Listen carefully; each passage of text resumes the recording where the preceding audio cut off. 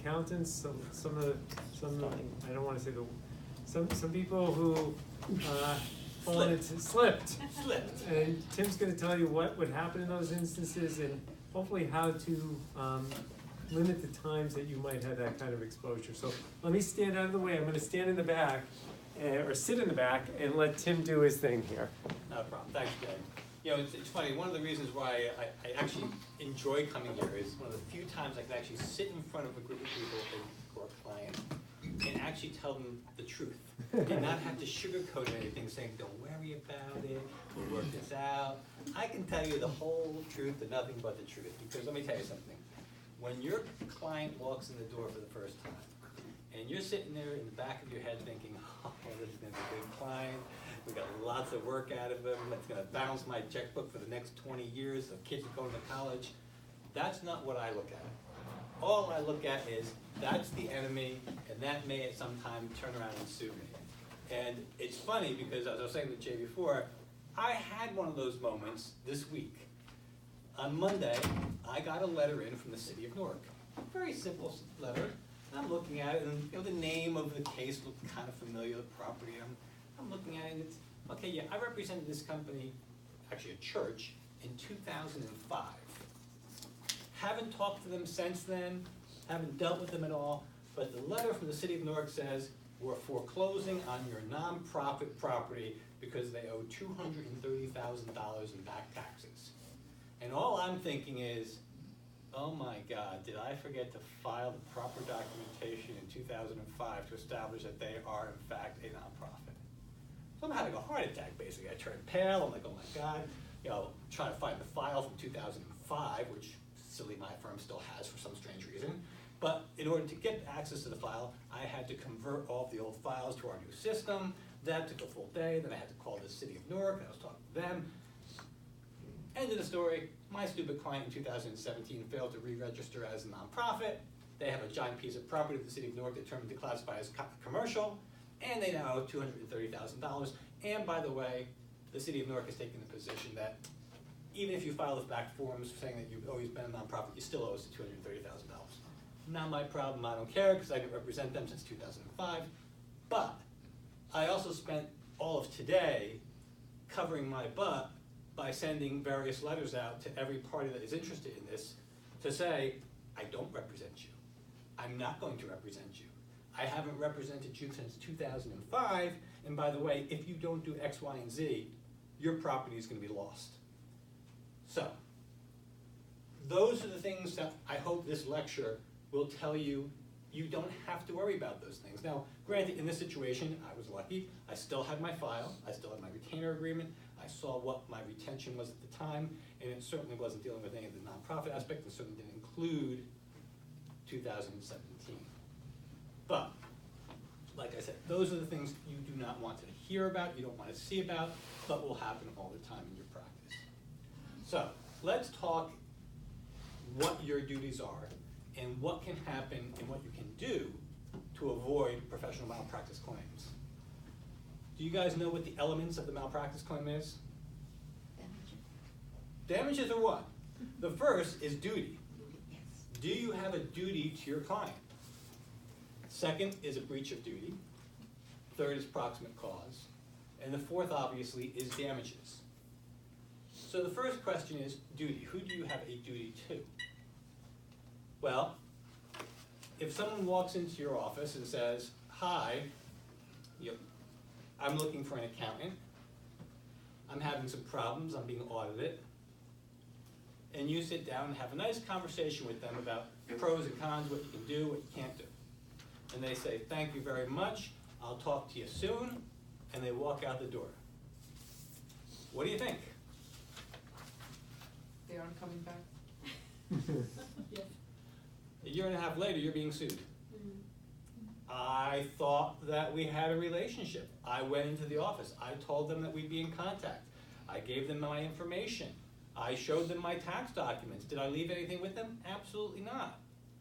The point is, anytime someone walks in your door, anytime someone picks up the phone and speaks to you, you need to respond to that person, whether it's affirmatively or negatively, as to what your relationship is at that point. If they come into that office and say X, Y, and Z, and you say, great, fine, not a problem, if you're gonna sign them up, you need to sign a retainer agreement at that point. Don't wait a week later, a month later, whatever it may be. People forget. People forget things. If they walk out and they say, I can't wait for the retainer agreement to be prepared, a letter goes out no matter what, saying, I've met you, we discussed your matter, I do not represent you until you sign that retainer agreement. Because if you don't do that, and they come back and say, I went to your office, I met with you, I discussed my case, you discussed my options, I left that office thinking that you were my accountant, and you did nothing. You have a potential claim against you. Can I just, two things I want to just make observations as Tim's going along. Item one, to his first point, Tim spent the whole day just protecting himself. Tim, who did you bill at the end of the whole day that you spent sending all these things out? I went to lunch and bought myself lunch. That's about it. Okay, the point is I have sometimes guys, 2.7 hours billed today. you're right, you suck it up because you have no choice, but that's just part of doing business. And you bitch and you moan, but the reality is you just can't bill it out. He's not gonna be able to go to his, don't look for trouble. I mean, this is just, you can't bill it to your former client because all of a sudden if you're billing it to them, it looks like they truly are still your client. So you're in a no-win situation on that front. It went even so far as during the course of the day, as I was getting more information, I dictated 2 letters. And rather than sending the 2 letters in the same envelope, I sent them separately, both FedEx, so that I'd have 2 records of notifying them that A, I've done X, Y, and Z, and B, I do not represent So you. not only did he not bill any time, today cost him and his firm money just in terms of protection. And then the second observation, I've been down this route, be careful when people say, oh, Tim's talking about people coming to your office. People will periodically say, I'll send you an email with the important documents for you to review before I get there. And once again, if you think you're not going to pursue this any further, I've learned not to get those kind of emails, because if you get those emails, correct me if I'm wrong, you better be in a position, if you're not going to go forward, to send an email and get some sort of something to verify that you're not representing them. Because if someone sends you documentation and you decide the case is not for you, but that's where you ended, and you don't put that in writing and get some sort of acknowledgement, you could have issues the next month, year, or whatever. You gotta remember, all they have to do is establish a prima facie case that you commit a malpractice. Now, that's a very simple burden. You know, I almost like to convey it to an indictment, in a criminal indictment. You go before a grand jury, blah, blah, blah, and everyone talks about, oh wow, grand jury indicted. There's a famous quote by a prosecutor who said you could indict a toaster. All you have to do is just say, hey, what do you think? Could it be possible, this is a criminal, that a crime was committed? Probable cause, a little bit higher standard, but basically you're saying, hey, look, is there a probability that there was a crime committed? A prima facie case, basically the same thing, saying, hey, look, based upon the allegations, not whether they're true or not, but based upon the allegations, if the allegations are in fact true, is there a claim for malpractice? So the complaint is going to say, I went to X, Y, and Z, PDQ accountants, I met with them, I sent an email to them, I called them, whatever it may be. I was told that they would review the matter. I followed up saying X, Y, whether it's true or not. I mean, they may have never sent you anything, but it would still go to that point whereby the court will not dismiss that case automatically. So all they have to do is say in their pleading, this is what happened. Regardless of memories, whether they faded or not, if those allegations in the complaint are sufficient, you have a claim against you. So no matter what, you really want to respond to every email, every phone call. Even on the email, you might want to have an automatic response on the bottom saying, we're not giving you advice, I don't represent you unless there's a retainer agreement, et cetera, et cetera.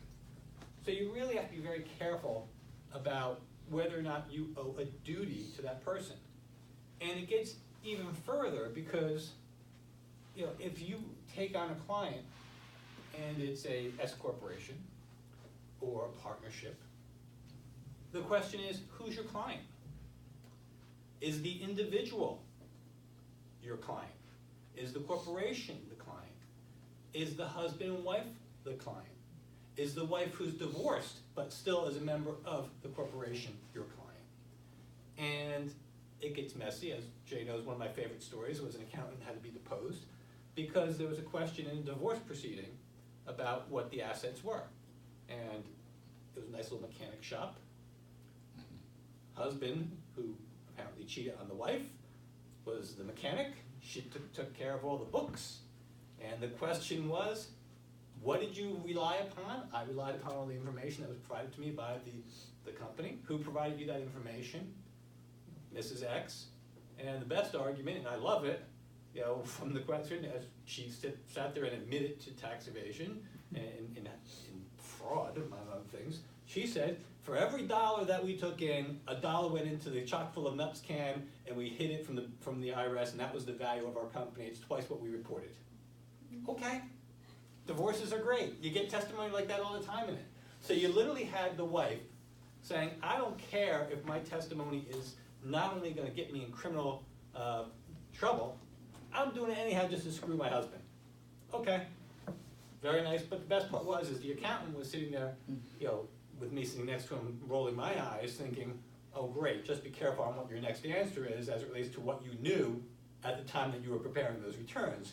And sure enough, he was very, very intelligent, and he said, I relied upon the statements of my client, I believed in the veracity of my client, and if she's saying now that that's incorrect, I would suggest amended returns be filed immediately. So the issue on that, once again, once the divorce started, there was a little bit of an issue on the loyalty and ethics obligations of the accountant, because obviously the business and the husband, who he still wanted to retain and keep, was saying, no, we would never have done that. And the wife is saying the exact opposite. So you gotta be careful. Now, breach of duty. Breach of duty is an interesting aspect because one of the things, we have two laws that apply to accountants. We have the Limitation of Liability Act, and then we have the Affidavit of Merit Act. As much as you have to love the legislature, they screw it up every time. We have a thing called the Affidavit of Merit Act. And basically what they did was try to limit some of the claims against accountants and professionals, doctors, lawyers, land surveyors. I don't know how they got into that group, but they're in it. But to limit claims against professionals prior to filing suit and within actually 60 days of filing an answer in the lawsuit, the plaintiff in the case has to submit what's called an affidavit of merit from a like professional in the field. So one of your compatriots, if you are being sued, is required to sign an affidavit. And the affidavit has to say, I'm a professional licensed accountant in the state of New Jersey. I'm familiar with the facts of this case. I reviewed X, Y, and Z documents. And based upon my review, I find that there is probable cause or a prima facie case to establish that attorney or accountant for medical malpractice took place. Now, you would have thought that there'd be some honor among thieves here. No. It is the easiest thing to get. Surprisingly, even after 10 years, a number of lawyers don't get it, don't understand it. I actually went to the appellate division just a few months ago on an affidavit of merit dealing with an engineer. The appellate division should have dismissed the case because they didn't file an affidavit of merit. They remanded the case based upon the allegation by the plaintiff that even though I'm suing a professional engineer, I'm really not suing an engineer because I'm suing him for non-engineering stuff. The allegation in the complaint is the engineer was negligent in the preparation, maintenance, review, and supervision of construction services, which sounds like engineering to me per the definition. But that's just a case where, once again, the appellate division, we're being recorded, great, in my opinion, as reviewed by the appellate division, may have had some sympathy for the plaintiff, who was a construction worker and got swept up by a street sweeper, which tore off multiple parts of his body. He survived for 6 months, got flesh-eating bacteria, and then died. So, horrible, horrible case. But once again, the affidavit of merit statute has been basically made useless because there are a number of accountants who will just simply write that affidavit. I love deposing them when I say, well, what did you have when you reviewed this case and filed your affidavit? The answer is always, well, I spoke with the plaintiff's attorney, I looked at the complaint. So much for affirming under oath that you believe that a prima facie case exists for accountant malpractice. So, you gotta toss that out. You have the Limitation of Liability Act for accountants, which is a beautiful worded document in the law, which basically says, and I didn't bring the exact language here, but it says the following. An accountant shall not be liable as it relates to its actions, notwithstanding anything to the contrary in this act. However, and you gotta love that language because it then sets forth the following exceptions, which set forth they were your client, they were in a relationship with you as it relates to accounting services, that the consequences were foreseeable. So what they're doing is they're setting forth those elements of negligence within the statute itself. So other than limiting third-party claims, so that a derivative lawsuit as it relates to a shareholder swap that you guys were dealing with, there's some limitations in that. But I don't want you to think for any second here that New Jersey law protects you or says that you can't be sued, because it's a useless statute in my mind. Literally, I think once in my entire career, one of the exceptions that they allowed applied. Otherwise, every time you have a client walk in your door, you have that exposure. So, let's talk about trying to avoid the exposure. What's the most important thing that you think there's out there that will protect you from a lawsuit by one of your clients? About 5 or 6 actually, but let's talk about them. Number 1 is your retainer agreement. The retainer agreement is probably one of the most important documents that you can have because it's going to set forth the scope of your representation, it's going to set forth your rates, it's going to set forth your rights, and it's going to set forth their rights. Now, one of the things that you want to make sure that your retainer agreement says is who do you represent and what restrictions you're going to have on that representation. There's nothing better than someone comes in and says, hey, look, and this is shocking to me, but it happens quite often. I'm the accountant.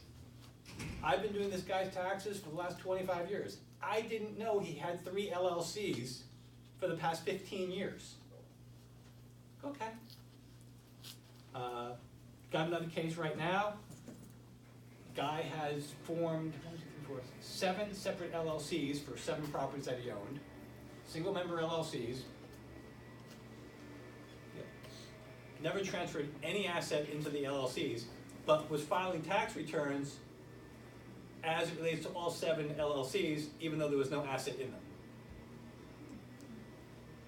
Not a problem. We can handle that on the legal side by, transferring those and setting forth the date of the deed as to where it was. A little bit sneaky, but the courts don't. There's no harm, no foul in that situation. As long as they signed the deed way back when. If they did it now, you still have to file it. Probably not a major issue with the IRS or the state income taxing authority, but it's just one of the things where you have to look at it. But so the retainer agreement is very important. The other reason why retainer agreement is important is because I can't tell you how many times that a claim against you as an accountant arises for one simple reason. they got your bill. And it's a horrible thing, but, you know, getting a bill and not real, I can't tell you how many clients have called up or, you know, said, I can't believe they're suing me. You know, they got my bill and they're complaining about the fact that every time I called them and spoke with them, I was billing for them. And I said, well, what does your retainer agreement say? Does your retainer agreement say we bill at 0.1 increments and that we will bill for the following, which includes phone calls, communications, emails, thought processes, filing of returns, analysis, calculations, whatever it may be. If the person calls you up and says, I can't believe that I got this bill, your response should be not too bad, which, believe it or not, a lot of people say. It should not be, well, you gotta pay it, which shockingly everyone says that. It should be, let's review your retainer agreement and compare it to the bill. Because if you do that, 9 times out of 10, they're gonna still complain and try to get you to chop your bill some, but at least you have presented to them the factual basis for why your bill is not only legitimate, but they also owe you the money. Can your retainer agreement, I don't know, in 2019, can it restrict that if there is a controversy, say you must use arbitration as opposed to court, is that binding or not binding? You know, it's funny. I take the position it's not binding. There are still, in my opinion, from what I've seen, it's not settled law. You know, it's just, yeah, I'd have to look back to see, that hasn't come up for me in the last year and a half, but you know, it's just one of those things where as a professional, certainly as an attorney, that would not stand. I don't believe as an accountant either. If you're talking about a land survey or something like that, maybe. But yeah, I mean, like, if anyone wants to know that, I can give you my contact details. I can get you the answer tomorrow. But you know, it's one of those things where, you know, accountants, doctors, and lawyers are all kind of falling into that same category of, hey, you are a little bit of a higher standard as to what we can do and what we can't do. Secondly, you want to make sure that that retainer agreement, and you're going to laugh at this because this is another actual case. We have a case going on right now where the professional lent money to his client. Good idea? Bad idea? Bad. That's a bunch of sheep. Absolutely. It's very bad. But the issue in my case is not so much that it's bad because the guy did everything he was supposed to do. He wrote a letter to his client. He outlined the terms and conditions of the loan. The terms were fair and reasonable. He put it in writing. He sent it to the guy. The guy most likely had it, but he failed to do one thing. He didn't have the gentleman that was borrowing the money countersign the letter. That happens to be an attorney malpractice case. He will be disbarred for that. He will absolutely be disbarred, in my opinion. Why? He made a serious violation because the law, as to attorneys in this case, requires that the loan and the terms and the conditions be countersigned. And if my client specifically said, I'm guilty, I'm sorry, I made a mistake, I didn't have it countersigned, maybe he would have gotten a censure. He's taking the position against our advice that absolutely I did nothing wrong, and they're going to disbar him for that. Ouch. Yeah. He's at his end of his career. I guess he doesn't care, but you know, I mean, it's tough. But the same rule should apply to you as an accountant. A, don't do it. But if you're going to do it, and I don't care if it's a family member, I don't care if it's Aunt Lily, don't do it. But if you do, you got to make sure that every possible step is taken to ensure that you're not going to fall afoul of any body that is going to be looking at whether or not you breached your duty to your client based upon that loan. Now, there are other ways that you can get into serious trouble, but at the same time, minimize any possible repercussions by doing the most important thing out there: keeping accurate billing records. This is a crucial, crucial factor. You should never block bill a client, worked on your returns 12 hours, worked on your returns while having a barbecue 3 hours. That will always get you in trouble. At the same time, you can't have billing records that say receipt of email, point 1, letter to email to client, point 1, and going back and forth until you have 3 hours of billable, and the person looks at that email when he's challenging your bill, and your response is okay. In my opinion, this is only my opinion, responding okay to an email is not a billable event. Believe it or not, I would say over 50% of the people that I've represented have done that. And there's a defense to this, though. That okay is in fact okay from a legal standpoint if your retainer agreement sets forth that any action taken will be billed at a minimum of 0.1. So that's a billable event. It may not be ethical, but it's defensible from a legal standpoint if your retainer agreement is such that it allows it. I don't recommend it. I don't know if you would win it in front of a jury, certainly not, because they will want to punish you.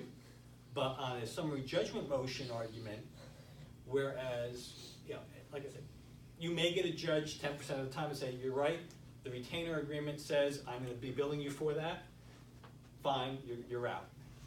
If you don't have that in your retainer agreement, the judge is not only going to be saying, I'm not going to allow you to do that, you're going to have an ethics issue, and you're going to have all sorts of inflammatory actions where the jury's going to sit back and say, my God, what else did you do to cheat this person? Any questions so far? Okay. How many times have you had a client come in and ask you or question you about a bill? Anyone? Jay has. Come on, No. you guys, anyone here send out bills? I mean, We have it, but they asked me on the basis of, like, they asked me, why did you charge, like, compared to the last year about this year, why it is more or less? Okay. So more they are, like, because of the work it's more or something, that's it. Okay. No other than- If the work is more and you put more time into it, Mhm. not an issue, as long as it falls within the guidance of your retainer agreement.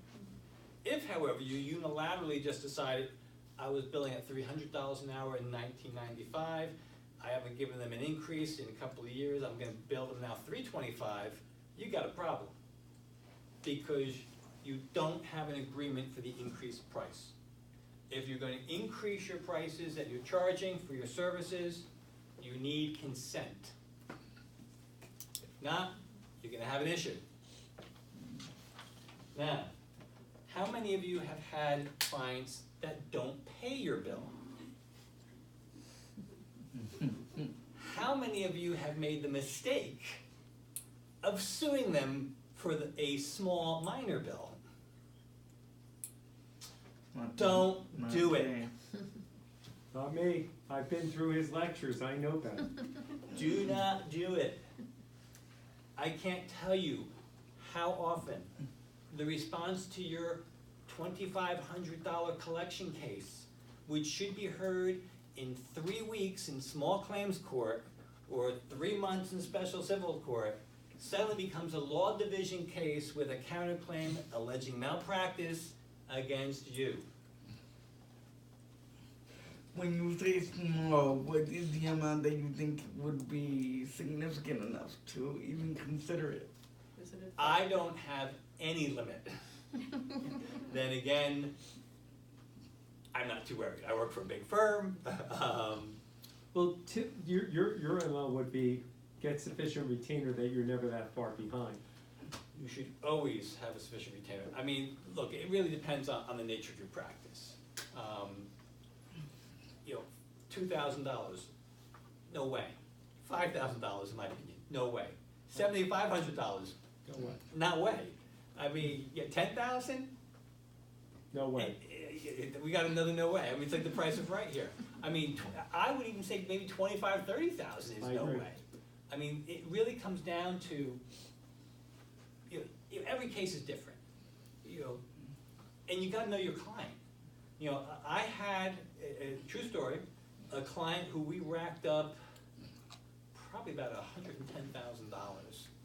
And he was paying steadily, and then I won the case. And he had about $30,000 left on his bill. And even though I won the case, the payment stopped. And the firm sent invoice, and they came to me and they said after 6, 7 months, what are we gonna do with this? And the person shall remain nameless, especially that's where we're being recorded, but I said, drop it. Because the guy was certifiably nuts. And I knew that even though we won the case, it would have been, you didn't give me enough money, you didn't do it quick enough, you could have done X, Y, and Z that you didn't do, because literally, once we took this client on, and I was asked to represent this person by another attorney, which I foolishly said yes, literally every day, I had a phone call or an email saying, what did you do today on my case? And, I'm sitting there saying, oh, I'd love to fire this guy. I don't know who he was related to, but that was not an option. Speaking of, you can fire your client. Do it. It's fun. If your client is coming to you and is making impossible demands, if your client is questioning everything you do, if your client is threatening you, if your client says, I don't think I would have done that, and I want to take a look at this because I have some issues with you right now, you give him the file. You give him whatever he wants. What you don't have to do, though, is when the next tax season comes, say, okay, I'm going to take more abuse from you. If he says, number one question, if every time you send a bill out, your client is saying, geez, I don't think I should have to pay for this, fire him. You don't need him. He's going to cause you more problems in the long run, in my opinion. Any questions about firing your client? Go ahead. No, it's not about firing Okay. your client. How do you respond to questions on overbilling or perceived overbilling? If you did the work yourself, your explanation is a detailed explanation of exactly what you were required to do. If it's in, one of the things that I like to do is explain to them, look, this is not me randomly making numbers, especially if it's a phone call or something like that. That's one of the greatest ones, because I am able to say, and I assume you are, is that number comes from our phone system, which automatically records or shows me how much time I was on the phone. That way I know it. Your recollection, maybe it was less, but that's the number. And then I always say, but I understand it's a lot of money. I want to, I respect you and like you as a client. I want to do what I can for you. How about if we take off a 0.2? If the client comes back and says, how about a 0.3, and they're not joking, you want to fire them. Right, you have a question there? I have a question. Is a lawyer normally the send out, if you cannot collect the bill, can you send it out to the collection agent? As a lawyer, or? Yeah, lawyer, because you send out your bill and you cannot collect that bill, and then in some point, Mhm. do you send out your bill to the collection sorry? agent? Use My, the collection my agency. firm does not use collection agencies. I don't particularly like collection agencies. That could cause all sorts of problems since they're working on the contingency, and more importantly, they're not subject to ethical rules that we're subject to. Obviously, they have fair debt collection practice, rules, but they are, shall we say, not known for their strict compliance with those rules. And the least thing that you wanna do is send something out to a collection agency, having them making threats to your client. And if your collection agency has the authority to actually file suit, you may be getting a malpractice case without even knowing why you're being sued, and it really is because the collection agency, was so horrendous to your client. Is it okay if you already have a set retainer for a particular client, and an event comes along that is literally very different from what you hired to do? You feel you can take the task, and you just write another retainer for that service? You could have retainer after retainer depending on the. You don't necessarily need to have a retainer for example, every year. That certainly is not a requirement. If the scope of services change, you can either do another retainer agreement, or for simple reasons, you can really just say, in a letter, thank you for your call, whatever it is, we will, perform these services for you. Said services will be performed pursuant to our retainer agreement dated, whatever it may be. If the retainer agreement or the services that you're rendering are not covered by the retainer agreement, then you should do a separate retainer agreement to entail those scope of services that would not be encompassed in the original retainer agreement. That's a little bit of where we have wiggle room. The real problem is where you don't have a retainer agreement at all. That's one thing that's always a problem. You can always make the argument that the retainer agreement fell within the scope of, the new work fell within the scope of the existing retainer agreement. Although I will tell you, another case which is active right now,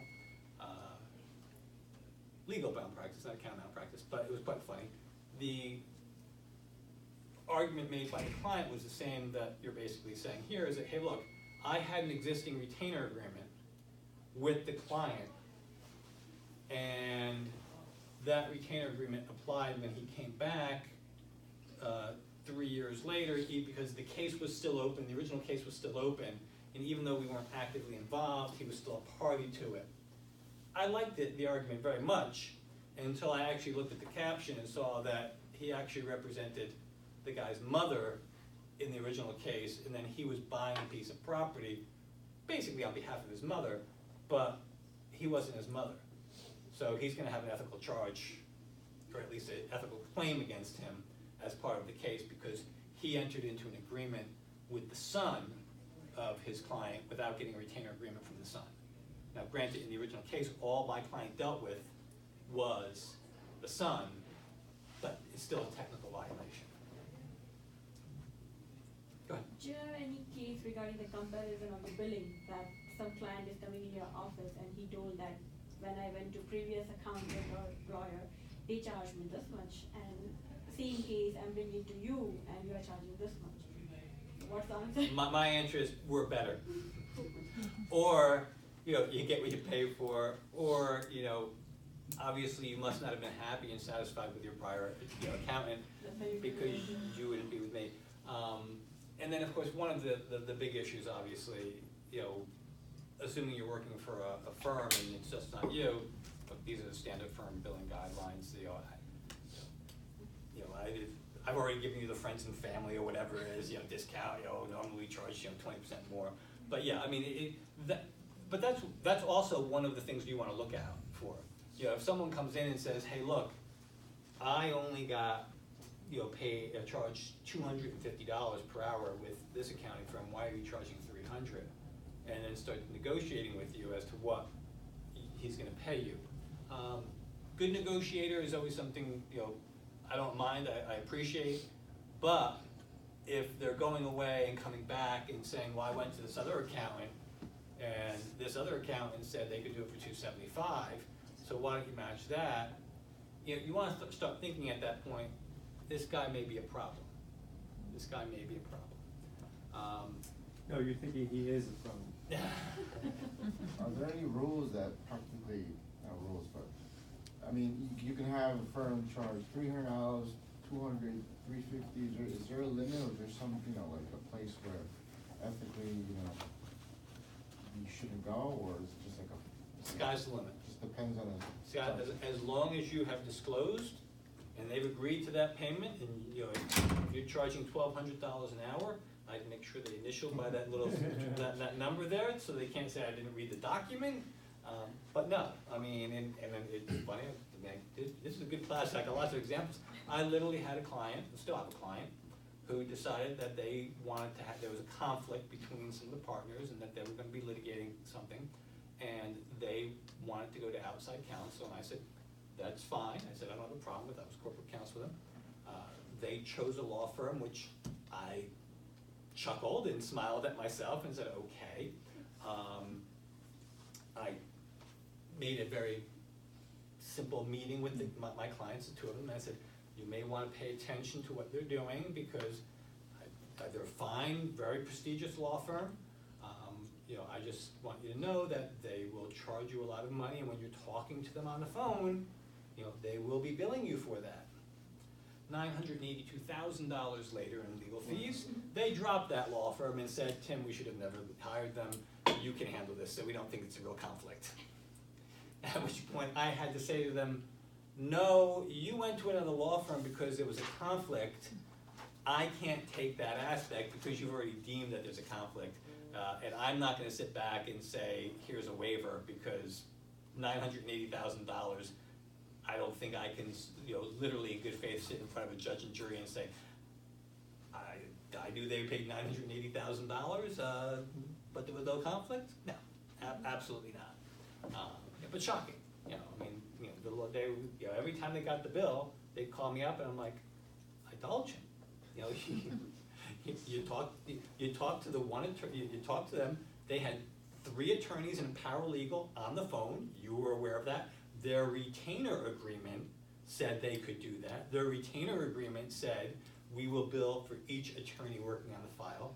The retainer agreement specifically said that multiple attorneys will be working on your file. The retainer agreement said, attorney 1 is billing at $1,200 an hour, attorney 2 is billing at $968 an hour, and attorney 3 was billing at $825 an hour.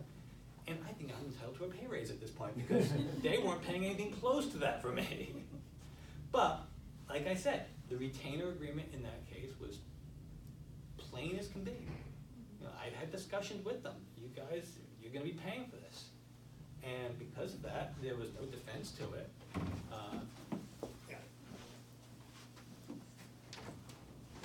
In the new era of digital,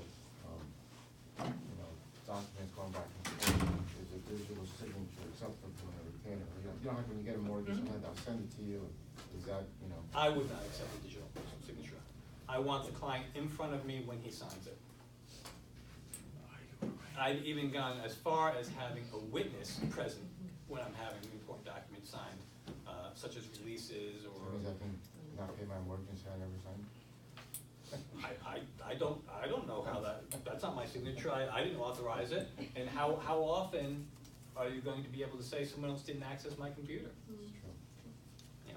So, you want that, gotcha. And I just, because I've heard you say it and I subscribe to, Tim says it, it's truth with a capital T, is that with respect to billing records, on many occasions, and having heard you say this, you try to bill into your billing records things that will possibly protect you in the future. So if a client acknowledges some issue or problem, you want to make sure in your billing record you reflect it, because it may be only in an oral communication, but once you put it in the billable record, you have given Tim like the best Tim. Is that gold or platinum or? It's definitely silver, because it's a contemporaneous note made in the course of business, and it shouldn't just be, my client called and had a problem in, point 2, or point 3, or point 5, or Right. point 1, or 1.1, whatever it may be. It should be,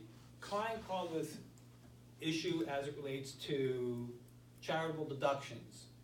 I Determined that gave his- warning that you should do A, B, and C. determined that Goldfish is not a charitable institution that you can deduct. I specifically advised him that those records are not acceptable, that the Goldfish Foundation is not a charitable, you know, I mean, you just lay it all out, especially if it's something where, and it's that fine line. There's 3 levels, in my opinion, as to what you should be doing in these situations. One, can you send a letter to your client memorializing the conversation that you had? If it's that heinous that you're thinking, I'm not gonna represent this person anymore, I would strongly say you send a regular and certified mail letter to that person saying, if you insist on doing this, I cannot represent you. If it's, he's pushing the limit, email, letter, doesn't have to be certified, whatever it may be, preferably email, saying, we discussed this, I absolutely don't recommend this. These are the consequences that the IRS may look at and may find this to be an intentional, negligent, whatever it may be, omission as it relates to your return. So you want to set forth in writing that. Now there are times that I know my clients and they would either be offended or annoyed or some other way could cause a problem down the line if I confronted them up front because, quote unquote, why did you put that in writing type client who will then say, how dare you, that was a confidential communication, now I have a record of it. It's like, okay, number one, it's between you and me. Number two, we discussed it on the phone, but sometimes clients get all bent out of shape when you put it down in writing. In those situations, that's when your billing records are very good because you just put it right there. Conversation, we discussed X, Y, and Z. I made the following recommendations. He acknowledged, this is important, he acknowledged my concerns and has advised me that he intends to proceed regardless of my recommendations and advice. So you then have it in your billing record itself. If you don't even want to do that, memo to the file. One of the things you want to be careful about is, you know, does your client want to be looking into his own file? I mean, I assume very rare that occurs, but certainly a memo to the file is something that would be appropriate, especially if the issues are such that it's going to take longer than a simple, you know, few lines in your billing record. But those are the golden things that you want to do. Now, just, I mean, I shouldn't have to say this, but your memo to the file should not be made when you have the notice of the lawsuit. Because guess what? That will look even worse than having no memo to the file. And the metadata that's out there will make a determination, and if a party goes in there and says, I want the data and the emails and the documentation in raw data form, and they find out that you're creating documents after a lawsuit's filed, from a legal standpoint, I don't have much of a defense. I will sit back and say, yeah, okay, you know, because you're making a false representation. You're making a representation into your own file that this is a contemporaneous note to the conversation when you're filing it and you're actually creating it 3 years later. Don't do what one of my clients did, is went back and found one of the old letters and thought, oh, I can just type over the old letter in the computer and it'll look like it was made at that time. No, the metadata showed that the letter was modified after the lawsuit. And it looked really bad when the guy was able to show that, you know, the November lined up perfectly with the letter that he had from November in 1999 and not the letter from 2017. All you had to do is just look it up, the signatures were in the same place, you know, just the set of paragraph was a little bit different. Go ahead. Do you ever represent the end clients, not the practitioners? Like a plaintiff? Yeah, the plaintiff, yeah, no, okay. Little, please, Okay, please. no, just, No, God, no. Have I ever represented, no. Okay. Not on, I mean, it's funny, I mean, there are, the furthest that I would say that I've ever made an affirmative claim is where in a malpractice action, there are concurrent reasons for the malpractice. So that if there was a mistake made by my accountant, and that carried over for a 5-year period, or a 3-year period, or a 2-year period, whatever it may be, and the other accountants were also responsible for that error, then we would file what's called a cross-claim to the claim, which basically says that we're seeking an allocation of the damages between what was caused by my client's negligence as opposed to the other accountant's negligence. There are occasions where the plaintiff has not named the other accountants. Generally, for my practice, I would make a phone call to the plaintiff's attorney because I don't want to file a third-party complaint. I don't like suing people, especially accountants, lawyers, doctors, chiropractors. It's crazy how many people are out there that get sued. But yeah, I mean, if someone came in to me and said, I want to sue a lawyer, or I want to sue an accountant, or I want to sue an engineer, my response would be, well, here's a list of attorneys that do that. You know, I suppose if, you know, it was a great med mal case, maybe, but I wouldn't even do that. I actually had one that came in just this year, one of the vaginal mesh cases, which one of the attorneys hit for $55 million. And I just looked at it, I was like, you know, sure, could I take it? Absolutely. You know, would I be doing my client justice in taking that case? Probably not. You know, my heart's not into plaintiff's work, number one. And number two, there are specialists, and I referred it to the person that got the $50 million judgment. And I'm sure my firm was like, what? But it just, like I said, it's just not something that I would be doing. So let's go back as to where we're going. One of the things on one of the elements, obviously, we've talked about duty, we talked about breach of duty, which would be, hey, we messed up.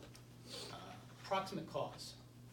Proximate cause is a legal term and a legal element of the damages, elements required under the negligence claim, saying that your actions had to have caused, approximately caused the damages that are involved. So that you may have committed malpractice by failing to file a particular form. But there's two folds. Did the time frame expire for you to file that form? Did they have another attorney that was retained later on? Did you advise the other accountant as to that fact, and they said that they would file that form? All of those elements go into the proximate cause. So that the argument from a legal standpoint is, yeah, fine, we did not file that form. We did not prepare the return. We didn't do X, Y, and Z. But here's our letter from 1999 to Blarney, Blarney, and Blarney accountants, which they say, or we said, confirming our conversation in this matter, you will be filing form X, Y, and Z. You will be filing the returns for this date. You will be doing the compilation on this date. If you have a letter like that, then when it goes to the jury, the question is, well, what was the proximate cause of the damages? Was the proximate cause of the damages the fact that you didn't file the form? Or was there a superseding or an intervening cause? The classic, a lot easier way of understanding it would be in a simple negligence case with an automobile accident. You're driving along and your mechanic failed to properly repair your brakes. You're driving through an intersection and a drunk driver blows through a red light and hits you.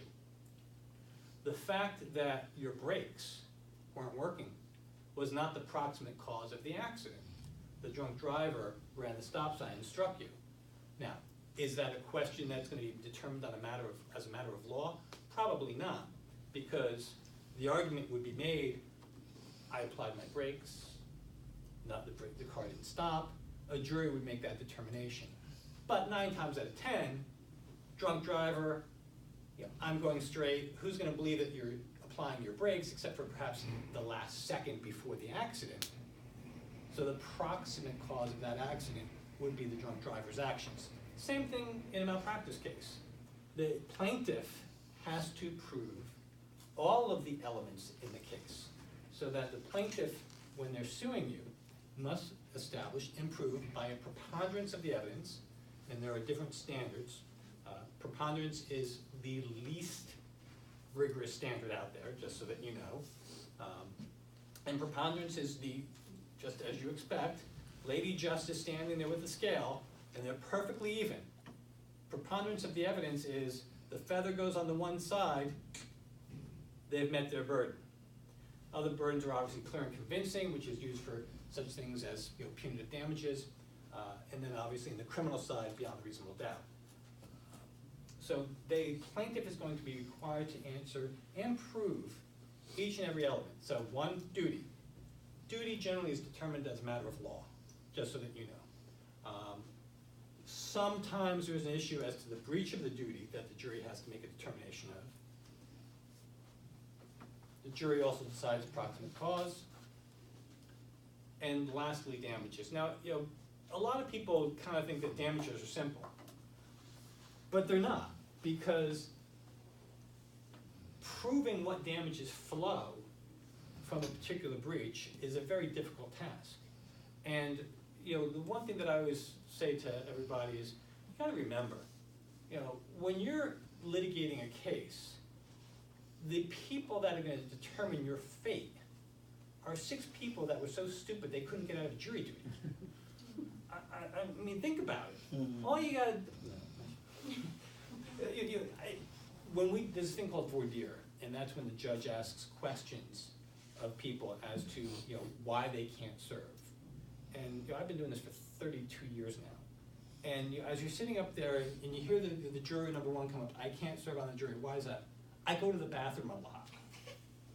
Literally, last year that was an excuse. I can't serve on a jury. Why? I don't like the decorum of this courtroom. Literally 3 years ago. I can't serve on the jury. Why? Everybody is guilty. I can't serve on the jury. Why? It violates my religious beliefs. Okay? I mean, I can't serve on a jury. Why? I work. Okay? I mean, literally, in every one of those cases, the judge said, okay, you're excused. Okay, you're excused. I mean, it literally, I got pulled on a jury, and I looked at the judge and said, Judge, I don't think I should be on this jury. And he looked at me and said, why? I'm like, I know every one of these attorneys. I don't know if I, especially the defense attorney who I tried my first case with. And the judge looked at me and said, Mr. Say, he said, are you telling me, under oath, that you cannot put aside your feelings of friendship towards that attorney who apparently you had a trial with 33 years ago and be impartial? At which time I hung my head in shame and took juror seat in seat number 8. I just sat there, I was like, great. I'm stuck on a 6-week trial.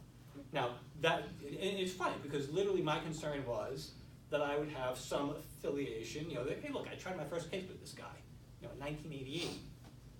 The same guy that I was worried about, saying I might favor him a little bit, he used one of his peremptory challenges as a favor. Said, get Say off the jury. Which was kind of funny because it kind of proved my point. He knew I never spoke with him. He knew I didn't want to be on the jury for 6 weeks. And yet, because we had our first trials together, he said, I'm tossing the guy off. Did me a great solid. My managing partner was very happy. Can you imagine you're saying to your boss, I'm not going to be here for the next 6 to 8 weeks? And by the way, you're still paying me? So yeah, I mean, crazy. So as I said, damages themselves are a little bit, I love it, especially in the accounting field, because one of the things that you have to think about is what are the type of damages that people can allege. The accountant came in, they did a review of the assets that I were purchasing. They told me not to buy it. They made a recommendation that it seemed that the valuation that was provided to you by the other side was overextended, overblown, slightly generous, whatever it may be. And by the way, the company is now a $16 billion corporation, and I could have bought it for $1 million. what are your damages there? Is it $16 billion if they prove their case? Is it $1 million? Is it $10 million? You don't know, because the argument is that company was successful because someone else bought it. You can't establish that it would have been successful if you bought it. But once again, 6 people that you've never met before are going to be deciding that factor. And the way it works generally is there's 8 people polled for the jury, 2 alternates, and if somebody gets sick or something like that, they'll bring the alternate in. Or as I like to say, probably, true story, Essex County, Newark, New Jersey, 3rd week of trial, juror number 4 doesn't show up. We're all wondering, because we had already lost 2 of our alternates. Actually, we lost 1 of our alternates, still had 1 left. And for 2 hours we sat around waiting for juror number 4 until we got a call from Bergen County saying that he was sitting in jail. And we're all sitting there saying, okay. And Judge Vickness, he's retired now, signed an order to have this individual released because we were in the middle of the trial and we needed juror number 4 and he didn't want to lose juror number 4. Judge Vickness comes back an hour later saying, okay, we're going to use the alternate. We said, why? Juror number 4 was not only an illegal immigrant, but he was being held in detention and had been using a fake social security number. So nobody knew, obviously, but obviously he should not have been on the jury since he wasn't a citizen. Unfortunately for me, he was the best juror out there. I mean, he was amazing. He was attentive, he was paying attention, he was writing notes. He was the only one who wasn't sleeping through it. And unfortunately, he was gone by the end of the trial. He was no longer in the U.S., I think. But yeah, I mean, it's just funny stories, like I said. So, like I said, the damages themselves are amorphous. You never can really be sure as to what they're going to be. And one of the things that you really got to think about is, when you're taking that client, when you're giving the advice, and when you're looking at the elements as to what they're thinking about and what their expectations are, that's something that you always have to look at. Because if someone says, should I buy the business? What is your answer? Jay? It's your choice. I mean, you don't, that's not a decision an accountant or lawyer should be making. Exactly. Your response has to be, I cannot give you any advice as to whether you should or should not do this. I can tell you this is their books, this is their records, they appear to be appropriate in, once again, what's the scope within your retention? Was it a review? Was it a compilation? Was it an audit? Or what were you asked to do? The level of confidence as to what you're telling them should be discussed. But don't ever say, don't buy it. Don't ever say, you're crazy not to buy it. Because if they buy it and the business fails, guess what? That's a beautiful lawsuit. Especially if it's in writing, because that's not your role.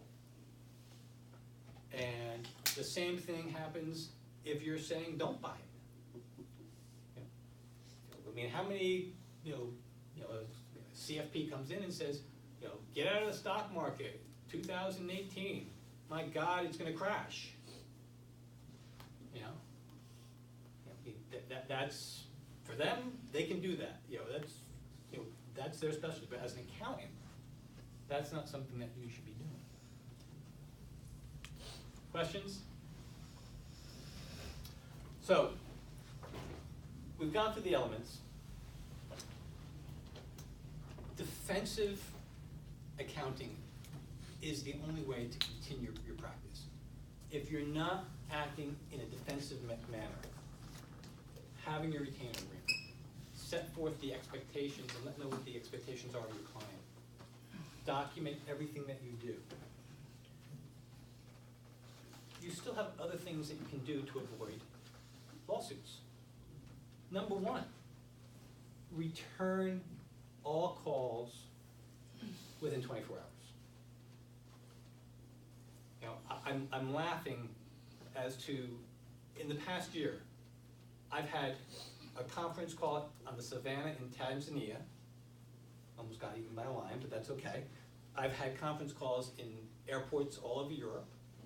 I've had closings, an actual closing of a loan at 4 o'clock in the morning in Australia, with me being on the phone. Had a local attorney from my firm at the closing itself, but because I knew my client and I knew my client's disposition, I could not have another member of my firm simply doing the paperwork. I had to be on the phone, and for each document that that client was signing, I reviewed them with him on the phone, in my pajamas, in Australia, at 4 o'clock in the morning, going through each line, making sure we got pizza here. Oh, we do, okay. They got it? I think this is where you wanna be. Hey Jay, here you go. All right, terrific, thank you, The thank door you. is open, so. All right, terrific, I'm glad you did, oh, you need me to sign something? Yeah. Okay, terrific. Great, thanks. And then go to yours. Stay warm out there. Yep, thank you. Tim, keep, everyone, this is what you gotta listen to carefully, defensive. So Tim, take your time. So literally, like I said, did I have to do it? It was defensive lawyering. It was a $5 million loan, $5 million loan. I knew my client was jittery about it. I wanted to keep the client happy, number one. And, it was just something that I did because I did not want any time later to him say, you weren't there, he didn't explain, I didn't understand. It's difficult, but you gotta do it. If you don't return calls and it's repetitive, your client is gonna go to another accountant.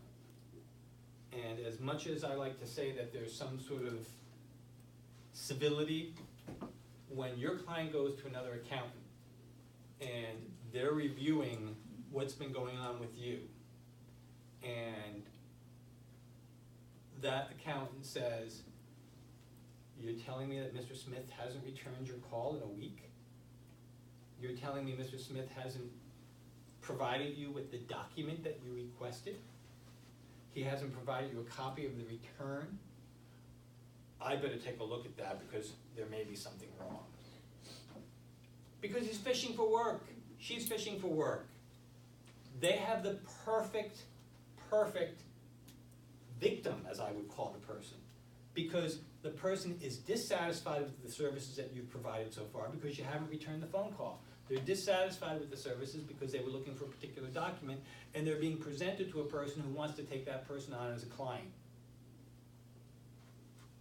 And look, as good as we all are, any other accountant can say, I would have done it differently.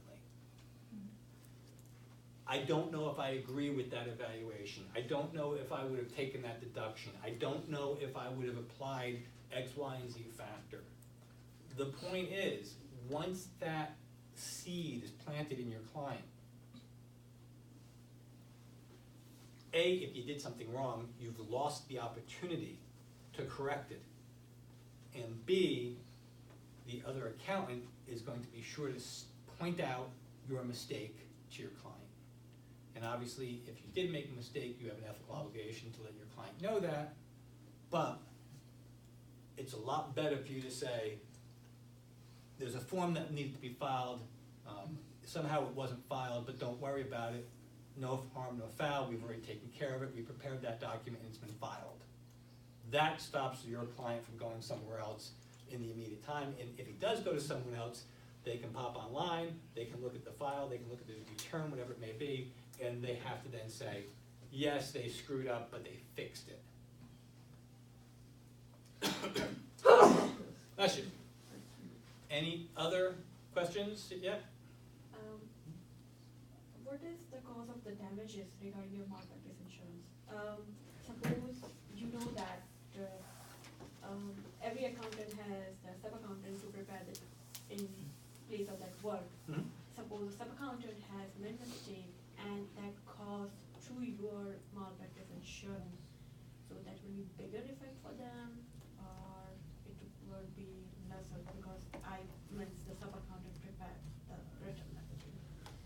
You were talking about the effect on your insurance? I love insurance companies. They're an interesting breed of people who kind of like to say that no matter what, if there's a claim out there that's against you, regardless of whether or not it's against the sub-accountant, whether or not it's against third party, whether or not it's a completely meritless claim, that is an element that they will be looking at in determining your premium for the next year. There's a crazy formula with the underwriters as to how they're going to establish it. A lot of it goes as to, is there a claim? How much is the claim? What the reserves are that they've set for the claim? What are the alleged damages for the claim? And no matter what, your premium is going to be adjusted to reflect that. The issue really always becomes, and just so that you should be keeping aware of this, and this is one of the things, just a little tip, if you are successful in defending a claim against yourself, make sure you contact your insurance company and their underwriters and say, hey, look, I want you to know that I was found not liable, I was dismissed from the case, whatever it may be, and hopefully they may adjust accordingly your premium. 9 times out of 10 they won't, but at least you've had a record to show that on that it's not just open case or case settled or case resolved, it's case dismissed against insured. So that's one of the things that you want to do. I mean, obviously, one of the factors that would be taken into is, hey, look, this was the sub-accountant's, failures to do X, Y, and Z, but did you have a supervisory role? Did you sign off on it? Did you review it properly? All factors that they're going to take into consideration. What else? I think that kind of does it. I mean, one of the things that, as I said, returning phone calls, documenting everything is very important. We tend to become very compliant with long-term clients as to, oh, I don't have to do this anymore because they've been my client for 30 years. They've been my client for 20 years. We just literally went out and had dinner with them. We're friends with them now. I'll give you a perfect experience, real case, malpractice case. The plaintiff who was suing was the best man at my client's wedding. He was the godfather of his son and daughter. They were best friends since the age of 8. And he sued them for malpractice, and now they don't speak, they don't talk, they hate each other, and my client, this was 3 years ago, still sends me cookies every Christmas because he was so happy that we were successful in this claim. And it was an issue about a zoning regulation. There was an accountant aspect to it, there was a legal aspect to it. Both were in the case. I had the lawyer in that one. But it was literally, like I said, how do you sue your best friend for life? They literally bought houses next to each other. That's how close they were. And my client moved, obviously after the lawsuit. But when you're sitting there thinking about the fact that, oh, this is my best friend, I'm just doing his tax return, I don't need to document that file. Guess what? Every time, as I said when I started the lecture, when the person comes in, when the person files, when the person speaks to you, when you were doing a document for that person, they are not your friend. They are your client, and it's a client who will sue you if you screw up. Very few clients say, don't worry about it, if it costs them money. Very few clients will say, don't worry about it, if you failed to do your duty, and as a result of that, they lost an opportunity.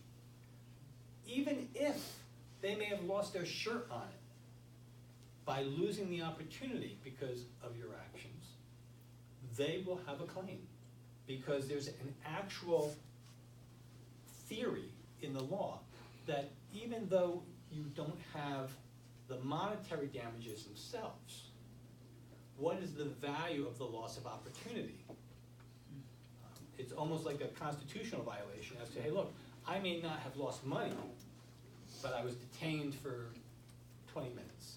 I may have not lost money, but I lost the opportunity to make money. Now, how does a plaintiff prove those cases? they hire experts. And an expert will say whatever you want him to say. I have a list.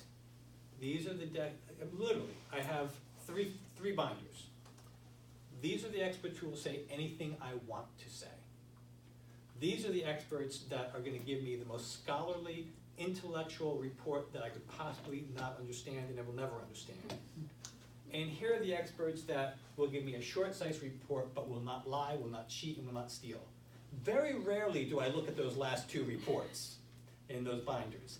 I always want to see the report that says, I am an expert, I am Columbia graduate, I've received X, Y, and Z awards from the Grand Poobah of the United Nations, the UN, the United States Constitution, I've been certified by X, Y, and Z, and even though the plaintiff has no arms, no legs, and lost $20 billion, my client did nothing wrong. And that's the way it works in the law. And that's why, and it doesn't matter, like I said, I've seen accountant experts from the plaintiff's side that literally say, even though the entire contract was worth $75,000, the plaintiff has been damaged in the amount of $2.8 million. And you scratch your head, and you try to figure out how in the world they came up with this. And they have this loss of opportunity, $1 million, loss of prospective interest and opportunity to obtain shares, $1.3 million. And you say, you gotta be kidding me. But it's an expert. And that expert, 9 times out of 10, a judge is gonna sit there and say, that causes a lot of work. I'm gonna wait until the trial for that. So by the time you reach trial, you've blown through $100,000 in legal fees. You probably have a self-insured retention on your policy of $50,000, and that's completely gone. So, as I said, you don't want to be in that situation.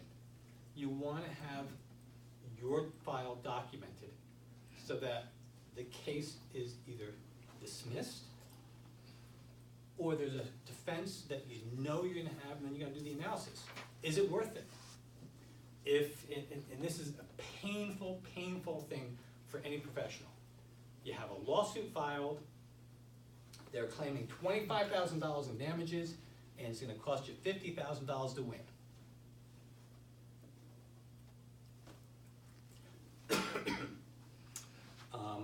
One of the things you want to check out as well is when you have your insurance policy, is it a consent policy? Do you guys know the difference? Consent policy in a professional malpractice insurance allows you to be consulted with prior to the insurance company settling a case. The downside of consent policies is you can say, I don't consent, and the insurance company usually has what's called a hammer clause, where the result on that is, fine, you don't have to consent, but if an award comes in greater than what we're going to settle for, you got to pay it. So you got to read your policies very carefully. So that's about it. I mean, there really is a lot to take in. A lot of it is just simply defensive, and try not to become complacent, because we all do it. Like I said, I have a client that, at least once a month I'm at his house, we have dinner. I can sit here right now and say to you, he will never sue me. And yet intellectually I know, he would, he really would. So you gotta be careful. Don't fall into that trap. Relatives as clients, I do not recommend that. If you have a large firm with a understanding that you can say, hey, partner, could you do my cousin's tax return? I would suggest that as a first line at least. Because if you're doing that work, you're complacent. You will bend to the will of your brother, your sister, your mother, your father. You'll say, okay, I guess I can put that down. As opposed to memo to file. I specifically told mom, you're nuts, that is not a valid deduction. Or even better, how often are you gonna write to your mom or your dad or your brother or your sister saying, guess what you're doing is illegal. I'm not going to continue representing you. You're gonna say, oh, God, I hate my family. So you gotta be careful. That's about it. If you guys have any questions, just let me know. As I said, my mantra always is, the client is the enemy, but love the devil you know. Well, thank you, Tim. No worries. Thanks, guys. I have a, just so Tim, on your way out, if you want to grab some pizza, this is very good pizza. I think the students will agree. And I have a gift card here for you to use. So thank you very much for coming. Thanks. All right. So Okay, guys. seriously, if you want the first slice of the I'm ring, good. I'm good. Okay, so guys, why don't we take a 8-minute break, a little bit shorter because we got a lot to cover. So we'll pick it up here in 8 minutes, and you need to use the restroom, grab some food, and we'll go from there. Thanks again.